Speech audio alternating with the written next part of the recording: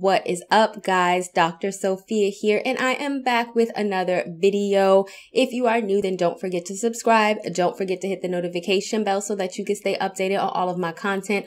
Don't forget to like this video, and don't forget to share it, and don't forget to check the description box because I always put a lot of stuff in there, specifically my store where all of my books and products are. So what we're going to be talking about today is we're going to be talking about how to draw boundaries.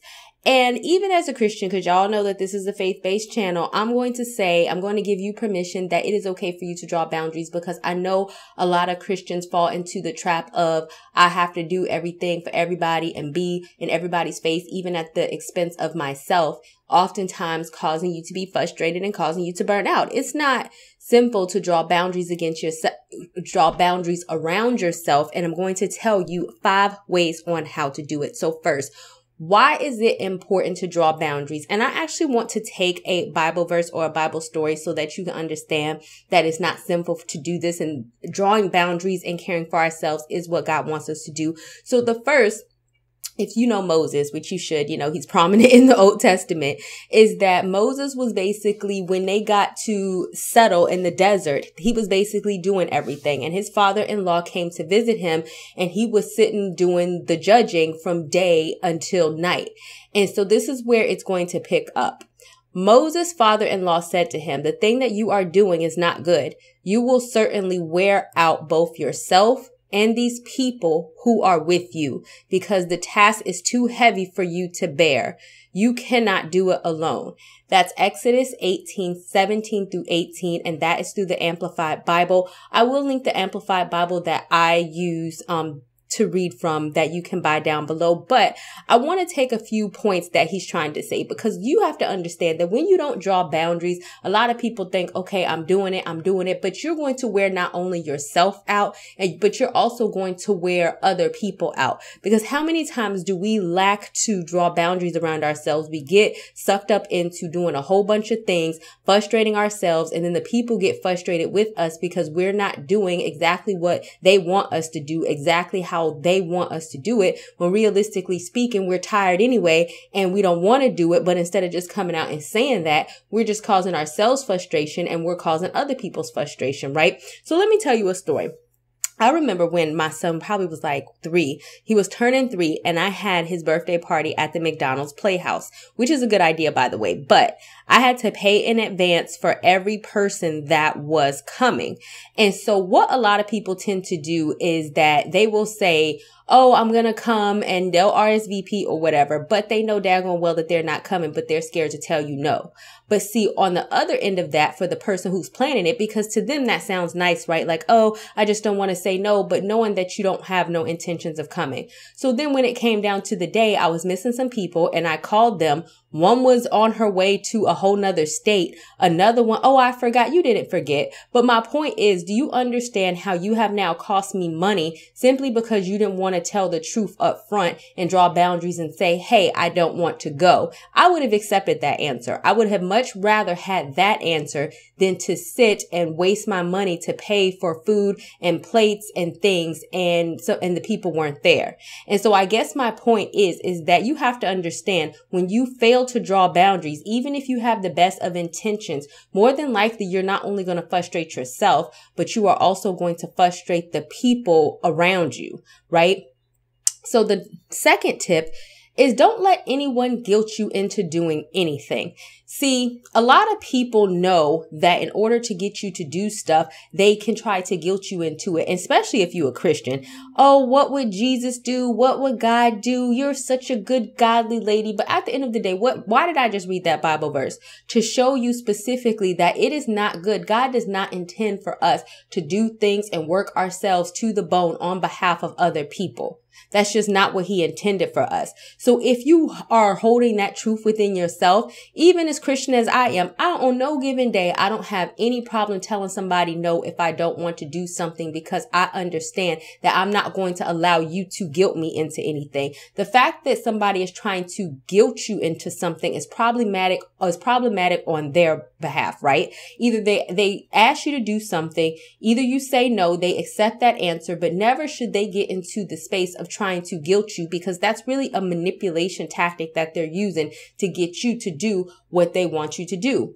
Now, they might be like, okay, they're going to do it, which most people do get guilted into stuff, but this is where you have to hold true to your boundaries and you have to say no. And a lot of people don't want to just say that, like, oh, but I don't want to say no. You want to be wish-washy with your words. But the Bible specifically says, let your yes be your yes and let your no be your no. So even if somebody guilts you into doing something, if you turn around and you don't do it after saying yes, then understand that you have just caused yourself to sin because you lied. You told them that you was going to do it, knowing daggone well that you wasn't, going back to the first example. But if you understand that, okay, even if they're trying to guilt it to me, I don't want to do it. That's a big truth that you're facing within yourself. You don't want to do it. That's okay. And just say no. And that way your no is your no and you're not causing yourself to sin. Yes, the other person might be disappointed, but at the end of the day, that's their problem. What did we just talk about? You have to protect yourself at all costs. And if somebody else's situation or whatever they have going on in their life is causing you to stumble, it's causing you frustration, it's causing you burnout, it's causing you a headache,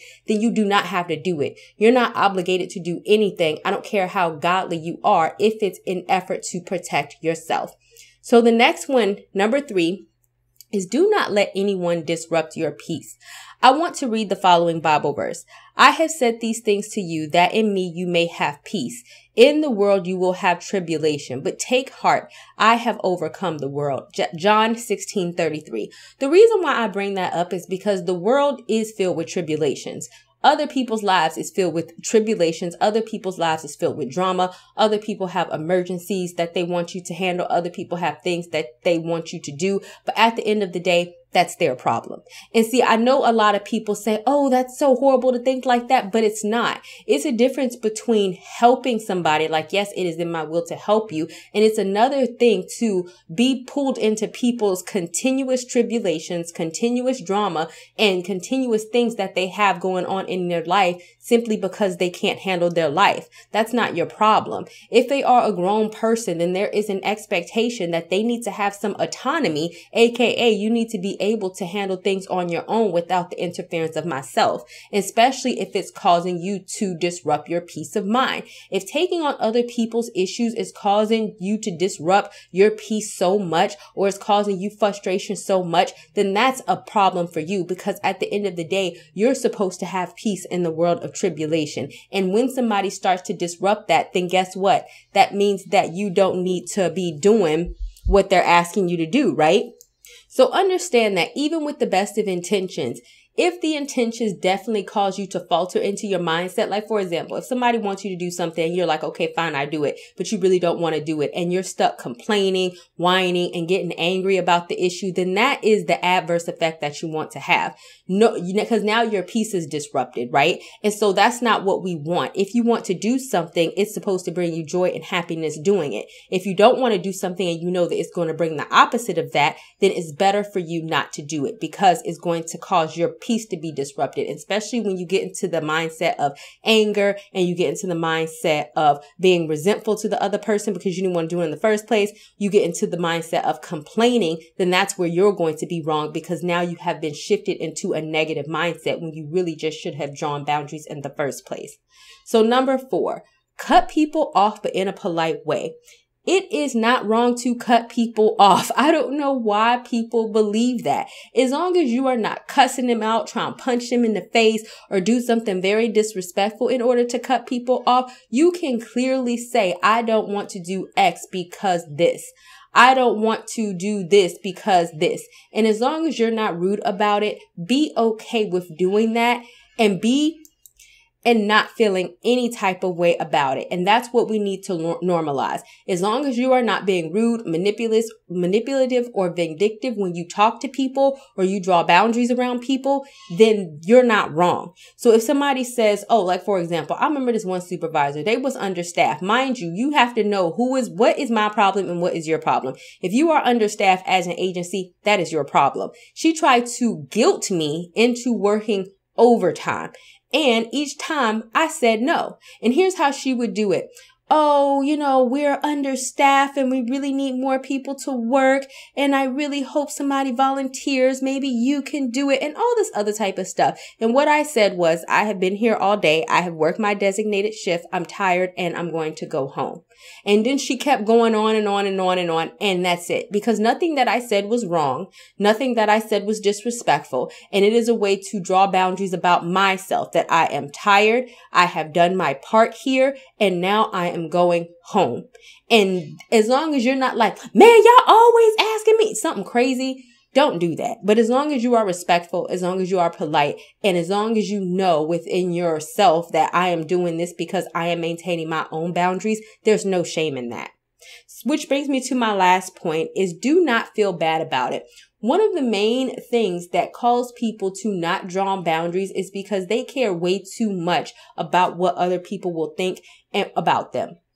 If somebody asks you to do something or to volunteer for something or to fix their mess or to fix their life or whatever the case may be, especially as Christians, as soon as we say no, we're scared that people are going to say, well, what kind of Christian are you? But see, this is where you need to get steadfast in your faith. I will tell no to people all day, every day. And on no given day do I feel like that makes me less godly. Because what do I just know? I know what I know what Jethro told Moses, that you're going to wear yourself out, always leading up to other people's expectations. And at the end of the day, your purpose here is not to live by what other people want or think about you. Your purpose here is to live by your own coordinates in which God gave you. So if God gave me the direction that I need to rest and that I'm doing too much, in no given day is a person going to come and tell me, oh, you're not a good Christian because you won't do X, Y, and Z, when God already told me that I need to go sit down and I need to rest. And that's what a lot of people need to kind of get to.